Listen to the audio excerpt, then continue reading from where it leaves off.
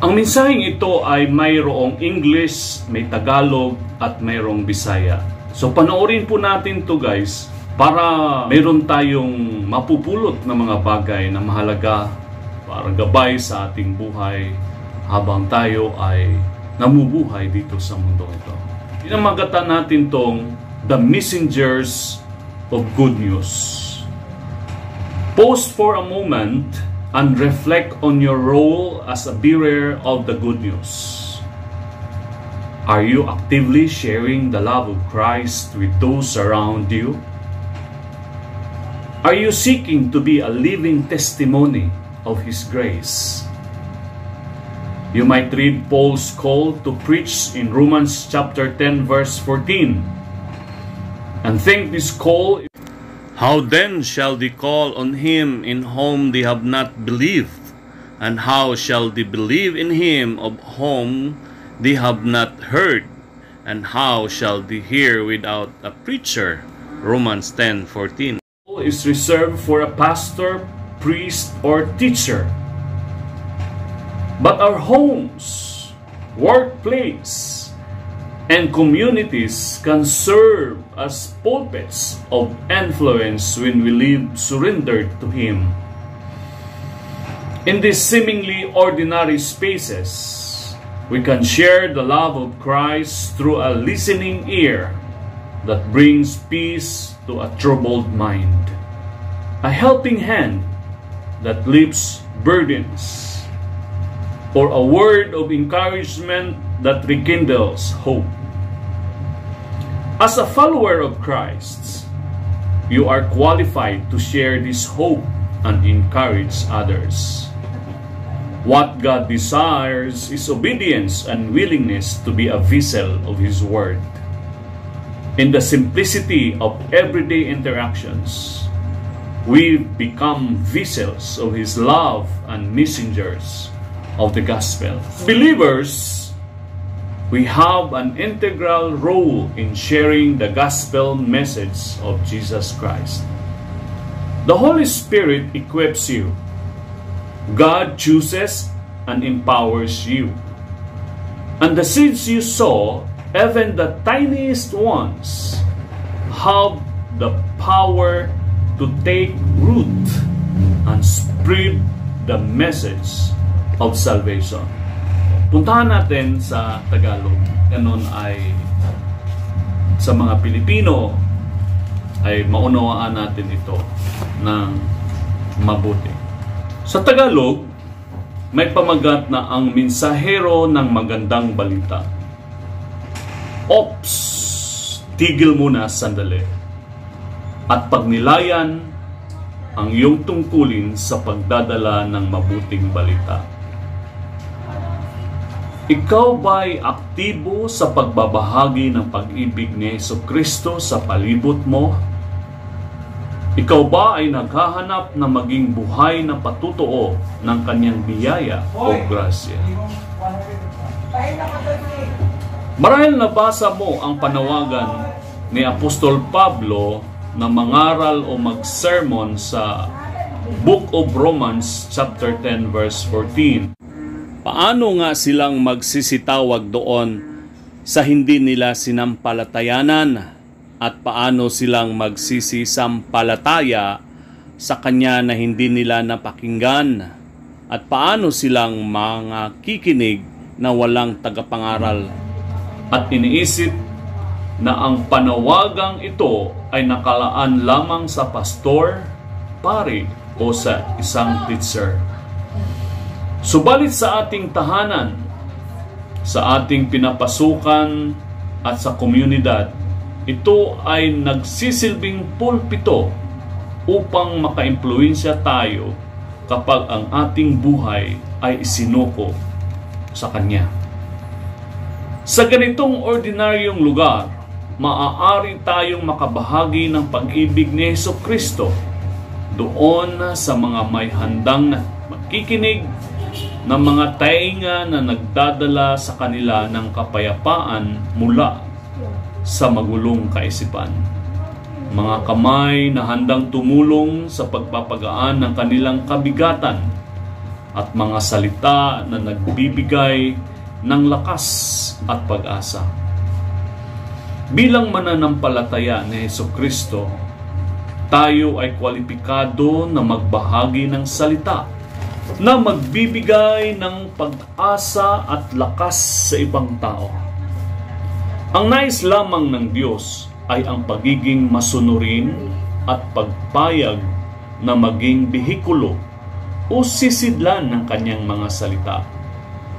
Sa isang simpleng interaksyon araw-araw, tayo ay maging behikulo ng kanyang pag-ibig at maging mensahero ng kanyang ebanghelyo.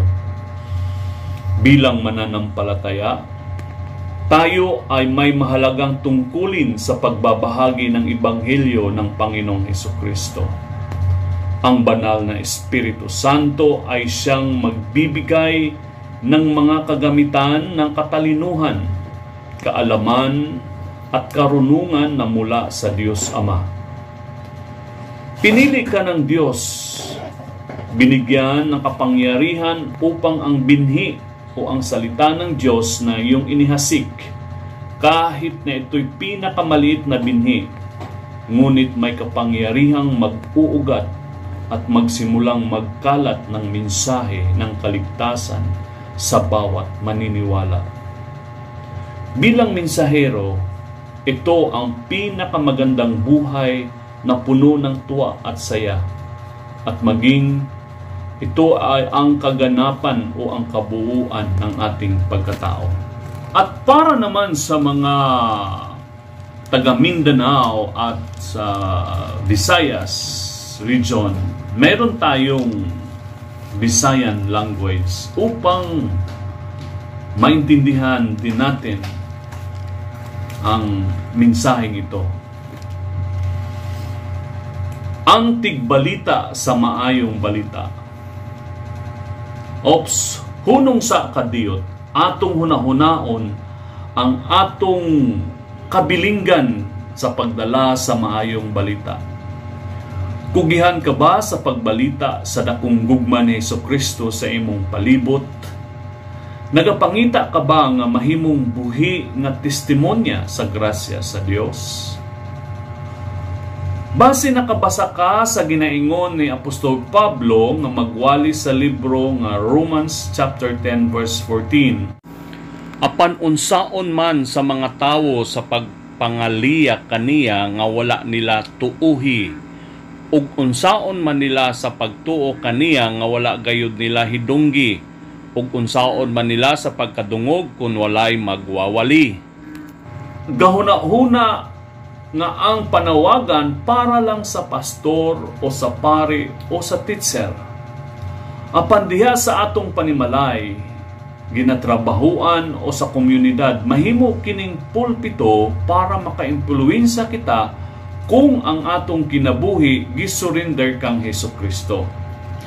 Niining ordinaryong lugar, mahimo kitang makapaambit sa gugma ni Hesukristo ngadto sa taong andam maminaw ang mga dalunggan para sa pagdala kanila ngadto sa tinuod nga kalinaw gikan sa gubot nga hunahuna. Ang mga kamot nga andam mutabang sa pagpagaan sa ilang ginapas-an nga kabugaton nga mga problema tungod sa pulong nga nagahatag og kusog og paglaom sa kinabuhi. Bilang usa ka magtotoo ni Hesukristo, kita usa ka kwalipikado nga magpaambit sa pulong nga nagahatag og paglaom og kusog sa ubang tao. Ang gusto lamang sa Dios nga kita mahimong matinumanon og masinugtanon nga mahimong sakyanan o sudlanan sa iyang mga pulong. Sa usa ka simpleng panaghisgutanay o pag-istoryahay kada adlaw, kita mahimong instrumento sa iyang gugma o mensahero sa iyang ebanghelyo. Bilang usa ka magtotoo, kita adunay mahinungdanong responsibilidad sa pagpaambit sa maong ebanghelyo ni Hesukristo. Ang balang espiritu maoy magahatag og mga kagamitan sama sa kaalam, kahibalo ug pagpanabot nga nagagikan sa Dios Amahan. Gipili ka sa Dios, gihatagan og gahom nga makalangit para ang binhi o ang pulong sa Dios nga imong gisabwag bisag mao kini ang pinakagamay nga binhi apan adunay gahom nga magugat ug magsugod, spread out o ibalita para sa kaluwasan sa matag usa.